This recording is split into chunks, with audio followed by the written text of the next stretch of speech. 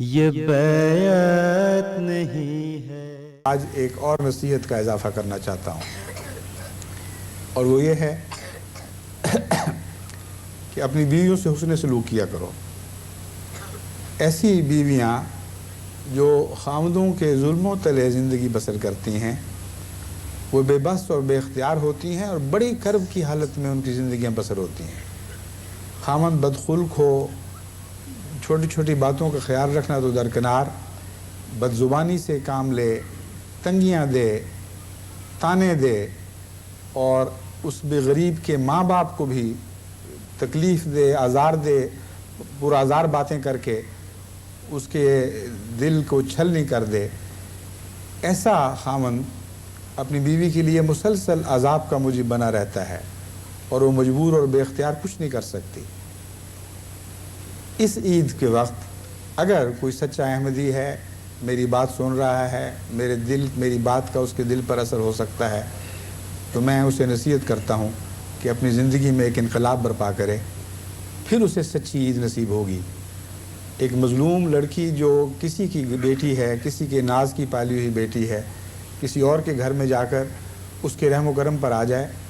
اور اسے ظلم کا نشانہ بنایا جائے، یہ بہت بڑا گناہ ہے، کوئی معمولی گناہ نہیں ہے۔ ایسا شخص اگر باز نہیں آئے گا تو اسے عذاب علیم کی خوشخبری دیتا ہوں، اور میں یقین رکھتا ہوں کہ مرنے کے بعد اس کی زندگی دردناک عذاب میں مبتلا ہوگی۔ اس دنیا میں بھی اگر ہوش آ جائے تو ہوش آنے پر انسان کو بہت تکلیف پہنچتی ہے، لیکن میں یہ دیکھتا ہوں، اور بہت سے خطوں سے مجھے یہ بات معلوم ہوتی ہے کہ ایسے ظلموں میں صرف خاوند شریک نہیں ہوا کرتے، بلکہ بہت حد تک ساسوں کا قصور ہوتا ہے۔ احمدی مجھے لکھتے ہیں، آپ مردوں کو کوستے رہتے ہیں، یا کوسنے کا لفظ تو زیادہ سخت ہے، ان کو ڈانٹتے ہیں، نصیحتیں کرتے ہیں، عورتوں کا خیال نہیں کہ وہ بھی زیادتیاں کرتی ہیں۔ عورتیں کرتی ہوں گی، کرتی بھی ہیں، جیسا کہ رسول اللہ صلی اللہ علیہ وسلم نے فرمایا ناشکریاں بھی کرتی ہیں، لیکن ناشکری کے نتیجے میں حضرت صلی اللہ علیہ وآلہ وسلم کا کیا طریق تھا اس کو دیکھو۔ آپ فرماتے ہیں خیرکم خیرکم لأہلہ وأنا خیرکم لأہلہ، تم میں سے بہترین شخص وہ ہے خدا کے نزدیک جو اپنے اہل کے لیے بہترین ہو، اور میں نمونہ ہوں بہترین ہونے کا، اہل کے لیے سب سے اچھا میں ہوں۔ حضرت صلی اللہ علیہ وآلہ وسلم نے تو کبھی کسی ناشکری کے نتیجے میں بدخلقی کا مظاہرہ نہیں کیا، بڑے پیار اور محبت کے ساتھ بات سمجھایا کرتے تھے، دعائیں کیا کرتے تھے، اور اس کے نتیجے میں وہ خواتین مبارکہ جو پہلے ہی مقدس تھیں اور خدا کے نزدیک سعادت یافتہ تھیں، وہ کندن بن کر آپ کی صحبت میں چمکی، اور عظیم الشان نمونہ ہمیشہ کے لیے آنے والی خواتین کے لیے چھوڑ گئیں۔ ان کی ناشکریاں شکر میں تبدیل ہو گئیں،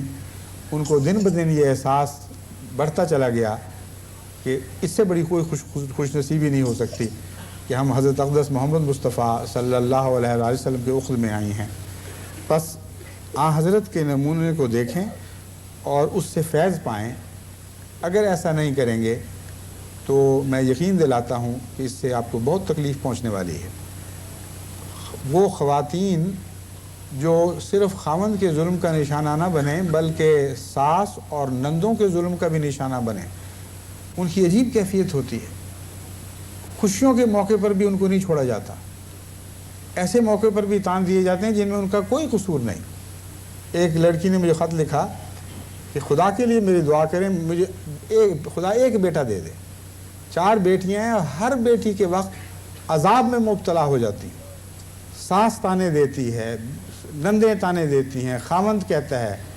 کیا جھوٹ جیسی چیز تم ہمارے گھر آ گئی ہو، کیا نحوستیں لے کے آئی ہو، ہماری نسل برباد کر دی، کوئی بیٹا نہیں پیدا ہوا۔ اور یہ نحوستیں جو ہیں، یہ وہ ساسیں ہیں، ان کو نحوست سمجھتی ہیں اور نحوست کی تعلیم دے رہی ہوتی ہیں اپنے بچوں کو، تو کیا وہ خود عورت نہیں ہیں؟ کیا وہ خود نحوست کا نشان نہیں ہے؟ ایسی ذلیل اور کمینی حرکتیں اگر احمدی معاشرے میں پائی جائیں تو ہم دنیا کو تعلیم دینے کے اہل نہیں ہیں۔ آج مغرب کا معاشرہ عورت کی عزت اور وقار کی بلندی کی باتیں کر رہا ہے، اور اسلام کو اس بات میں تانا دے رہا ہے کہ اسلام میں عورت کا مقام نہیں. آپ لاکھ تعلیم دیں، اگر معاشرے میں واقعتاً عورت کے لیے عزت اور احترام کا مقام پیدا نہیں کریں گے تو آپ اس لائق نہیں ٹھہریں گے کہ اسلام کا پیغام کامیابی کے ساتھ غیر قوموں کو دے سکے. اور عورت کے ساتھ آپ کا حسن سلوک وہ بہترین معاشرہ پیدا کرے گا جو یہاں موجود نہیں ہے. مغربی قوموں میں عورت کی آزادی کی باتیں ہیں، عورت کی عزت کی باتیں ہیں، اس کے حقوق کی باتیں ہیں، لیکن عورت کے ساتھ جس طرح کھیلا جا رہا ہے، جس طرح عورت کو ایک کھلونا بنایا جا رہا ہے، اور جو کھلونا جب بیکار ہوا وہ بیکار ٹوٹی ہوئی چیز کی طرح ایک طرف پھینک دیا جاتا ہے، اس کے نتیجے میں ان کے خاندانوں میں بڑے دکھ ہیں. نام کی باتیں ہیں آزادی کی، لیکن حقیقت میں عورتیں بڑی مصیبتوں میں مبتلا ہیں. شراب کے نتیجے میں ہی عورتوں پہ جو ظلم ہوتے ہیں وہ ان کی کہانیاں انگنت ہیں اور بہت ہی بڑے دردناک واقعات اس سے رونما ہوتے ہیں. اس لیے میں یہ نہیں کہتا کہ یہ معاشرہ بہت اچھا ہے، مگر جو اچھی باتیں ان میں ہیں وہ لازماً اچھی ہیں. عورت کے وقار کی باتیں کرتے ہیں تو باتیں بہرحال اچھی ہیں، خواہ عمل ویسا ہو یا نہ ہو. جب عورت کو عزت دینے اور احترام کی باتیں کرتے ہیں تو یہ باتیں درست ہیں، مگر اس سے بہت زیادہ یہ باتیں اسلام میں پائی جاتی ہیں. جیسا سلوک عورت سے حضرت محمد مصطفیٰ صلی اللہ علیہ وآلہ وسلم نے فرمایا، ساری کائنات میں سارے انبیاء کی تاریخ جو ہم تک پہنچی ان کو پیش نظر رکھ کر میں کہتا ہوں ایسا سلوک کبھی دنیا میں کسی مرد نے کسی عورت سے نہیں کیا. یہ ہمارے لیے نمونہ ہے. اس سلوک کو اپنے گھروں میں جاری کریں تو پھر آپ کو حقیقی عید نصیب ہوگی، ورنہ بڑے درد میں مبتلا ہوں گے. میں نے عمر بھر یہی کوشش کی کہ مجھ سے کوئی ظلم سرزد نہ ہو، کوئی ناجائز تکلیف نہ پہنچی ہو، لیکن اپنی بیوی کی بیماری میں فلم کی طرح ساری زندگی کے ایسے واقعات میری آنکھوں کے سامنے آتے رہے جنہیں میں سمجھتا ہوں کہ دانستہ یا نادانستہ، جائز یا ناجائز طور پر میں ان کے لیے دکھ کا موجب بنا.